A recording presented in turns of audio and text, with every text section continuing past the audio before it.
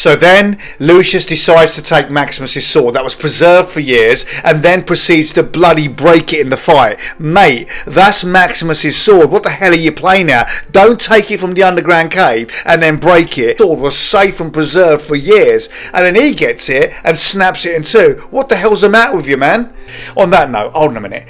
The CGI checkbook come out and people went flaming bonkers. And someone's going, yeah, chuck them in, mate. Sharks, monkeys, baboons, who cares? What the hell is actually going on? I mean, look, who don't love a few cheeky baboon-like creatures with killer fangs dancing around the screen and taking chunks out of the characters? But then it just gets absurd. There's one scene when one of the fellow baboons is getting his head kicked in and the other baboon with the killer teeth is just jumping around and dancing. Yeah? He's not getting stuck in. Look, have you not seen Green Street? You never leave your mates behind, mate. Especially when he's getting his head kicked in and getting bitten by Lucius. What's the matter with you? Hello guys, welcome to Smiles and Cries. Today I'm going to be talking about Gladiator 2. Now, after his home is conquered by the tyrannical emperors who now lead Rome, Lucius is forced to enter the Colosseum and must look to his past to find the strength to return the glory of Rome to its people. Yes, this sequel takes place years after the death of Maximus, as it follows the journey of Lucius, the son of Lucilla, played by Connie Nelson, and Marcus Aurelius, the late emperor's grandson. Now, all grown up, Lucius must contend with the legacy of his family and the political turbulence of Rome. Whilst Gladiator captivated audiences with its stirring story of betrayal, revenge, honour and redemption, Gladiator 2 returns with a gargantuan and ambitious task of trying to recapture that magic of the original whilst charting a new course for the epic saga. Now, Gladiator 2 is also directed by Ridley Scott, and it continues the saga of ancient Rome, and this one though is set 20 years after the original film. For me, the film was far from perfect, and it's not a patch on the original film, but then fair play. What film can ever top the GOAT of films, with Gladiator 1 being the very bastion of filmmaking and what other films should aspire to be like when they grow up? This one is okay though, it's decent enough, and on one hand it's a poor lazy remake, but then in other aspects it has some captivating moments. Look, this one's got a basic plot which I'll cover in a minute. The characters, the scenes, the dialogue are just of poor quality. They're like a carbon copy of the original. And then, don't even get me started on those awful CGI baboons when they entered the arena. I knew when I saw them that this one's going to be a bit different, and bloody different it was. On that note, hold on a minute.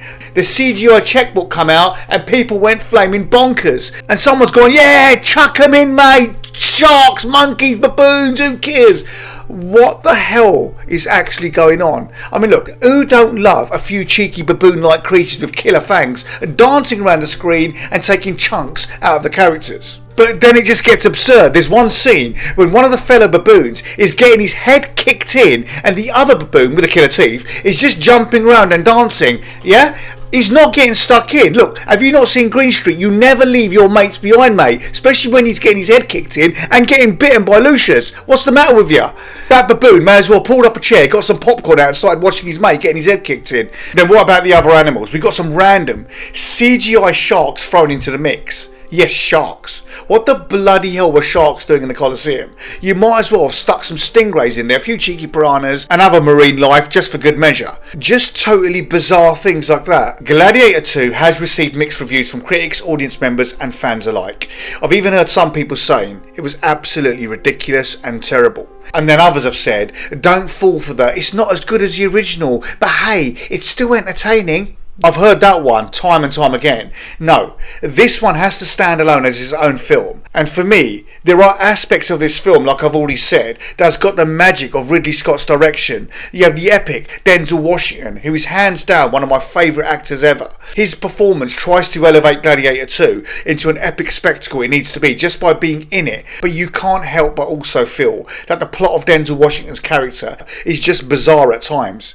Now, Gladiator 2 finds strength and honour in the well-worn armour of its predecessor, and Ridley Scott has lost none of his flair for grandeur, brilliance, great vision and the sheer brutal spectacle he directs, with the elaborate period reconstruction and the vigorous set pieces needing all of his usual complex choreography. The sequel delivers what fans of its Oscar-winning 2000 predecessor have yearned for and craved for like little lovesick puppies. There are some great scenes, bloody battles, and a plethora of swordplay. All the bloodshed you could shake a stick at, and yet is that perennial question you can't help but compare to measure it up against the classic original. You just can't help but do it, and the sequel seems to seep into the very bones of a drama overly beholden to the original, and a film that is simply unsurpassable in terms of, well, everything. Gladiator 2 desperately tries to capture the spectacle of the original, but somehow it ends up trading away its emotional depth, its character-driven narrative, for a strange, disjointed and at times strange spectacle. Now, I did say to you I was going to mention the storyline. It is a joke. The storyline feels jumbled up and over the top, making it difficult to take seriously or fully invest in. Right, let's deal with this one head on. Lucius, he's sent away as a youngster as there are fears for his safety. Okay, got that. He's then sent to be raised in some back streets when he could be given 24-hour protection within the confines of the Roman hierarchy. But somehow it is deemed a good idea, a good choice, to send him to a village in the back end of nowhere with God knows who else is going to be there. Safe? I don't think so. Safe? Right. Risk assessment alert. She sends him away for years to be safe. It's a jungle out there, and surely keeping him close to you is a safer option. Or are we just giving our kids away to any old villages for safekeeping until they're older? Oh, come on, pull the other one, it's got bells on. What a bizarre and a frustrating storyline, and just so incredulous that it doesn't warrant any further inspection. Gladiator 2, for all its pomp and splendour, is unfortunately undercut by a script that is tragically burdened by cliches, characters who make some silly choices. Gladiator 2 just feels a little bit half-baked, caked with cheesy throwback lines that insult the original, and then try to enhance this film. I mean, the reference to the wooden sword and the blade sticking from the original in the snow was a cheese fest just too far for me. And so the cliches continued. I was actually gnawing at my hand many a time when Lucius attempted to deliver some powerful and impactful statements, but it seemed to me with all the delivery of a balloon fizzing around the air as it loses its air.